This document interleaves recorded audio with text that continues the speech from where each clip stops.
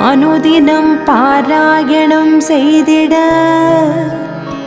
அவளருளால் அனைத்து செல்வங்களும் நலன்களும் பெற்று ஆனந்தமாய் வாழ்ந்திடுவோம். தாரமர் கொன்றையும் செண்பகமாலையும் சாத்தும் தில்லை ஊரர்தம் பாகத்து உமை மைந்தனே உலகேழும் பெற்ற